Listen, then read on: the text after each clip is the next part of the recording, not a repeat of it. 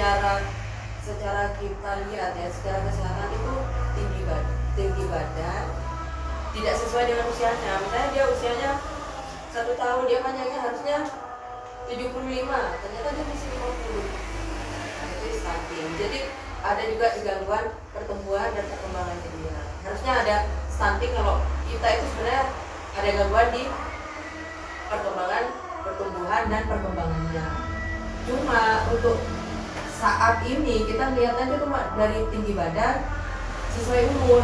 Oh, tingginya nggak sesuai dengan usia. Tapi kenyataannya itu sebenarnya harusnya, oh yang dikatakan stunting itu ada yang pendek tapi dia IQ-nya tinggi, pinter gitu ya, kayak B.J. Habibie kok dia pendek, dia kan stunting. Tapi kok pinter, itu sebenarnya tidak dikatakan stunting.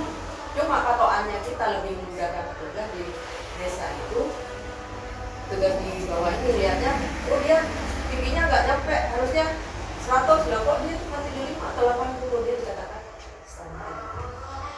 Kalau bisa bayangin stunting itu Nah ya namanya kerdil ya, berarti kan dia apa-apanya itu nggak sesuai, nggak nyampe gitu ya. Jadi harusnya dia sudah bisa nulis A, dia masih belum bisa. Dia harusnya sudah bisa berlari, dia belum bisa. Jadi gangguan seperti itu. Dan kalau orang tinggi sama yang pendek lebih memungkinkan untuk mencapai cita-cita itu kan lebih yang tinggi. Misalnya mau jadi tentara, mau jadi polisi, berarti kan yang dipilih yang tinggi gitu ya, yang pilih yang pendek. Ya itu, jadi kita mau membuat semua orang Indonesia itu sesuai standar. Jadi tingginya pas, perkembangannya pas, gitu ya. Ada batas minimal. dan juga pertanyaan kedua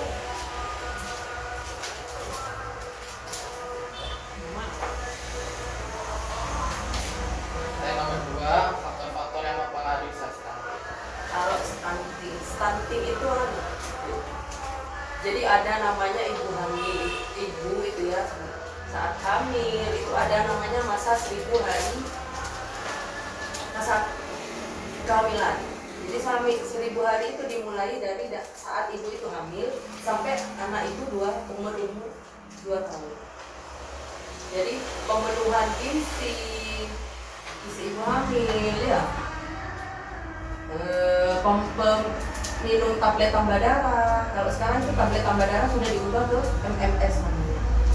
Jadi kalau ibu itu diharapkan dengan makan yang bergizi, minum tablet tambah darahnya itu rutin, dia akan tidak anemi, karena saat anemi itu mempengaruhi anak itu akan jadi stunting.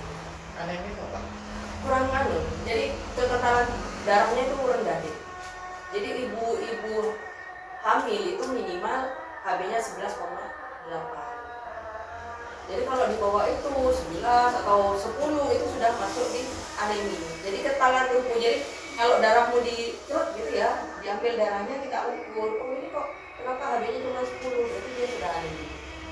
Jadi harus minimal 10,8. Ya apa mau naikkan si HB ini? Ya dari tadi minum tablet tambah darah, makannya bergizi, terutama protein. Bergizinya itu kalau kita bilangnya gizi seimbang. Jadi gizi seimbang itu yang gini loh, 1/3 karbo, 1/3 itu sayur, 1/3 protein. Jadi bukan nasi puree, tempe-nya cuma 2 potong, telurnya sepotong, nggak boleh gitu ya. Jadi harus sayur, protein sama karbohidrat.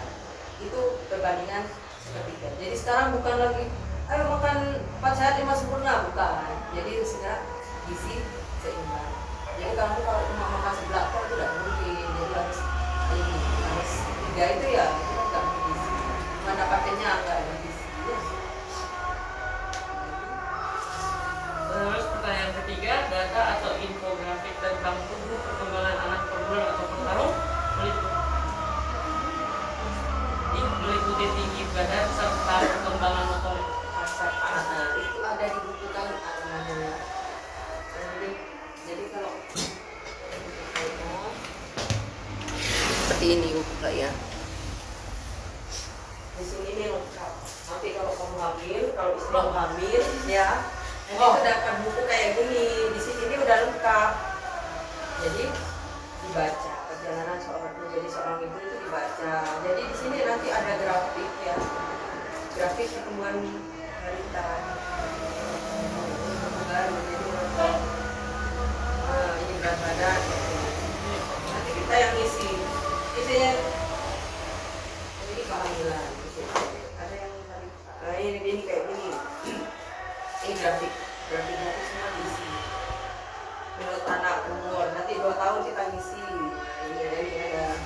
Jadi kalau makanya kita kelihatan bayi anak itu di usia ini kalau dia di plot di ini yang hijau ini antara itu di 2 SD 92 ini berarti di situ anak itu bagus. Jadi mana dia kalau mama di bawah garis merah ini berarti dia beratnya kurang gizi. Kalau di atas ini kegemukan juga nggak boleh, itu juga nggak boleh. Jadi bagusnya yang hijau itu. Nanti ketahuan loh kok di bawah merah. Kita ada anunya juga dimasukkan lagi di grafik. Ada grafik apa itu? Berat badan menurut umur. Nah kayak gini dimasukkan lagi.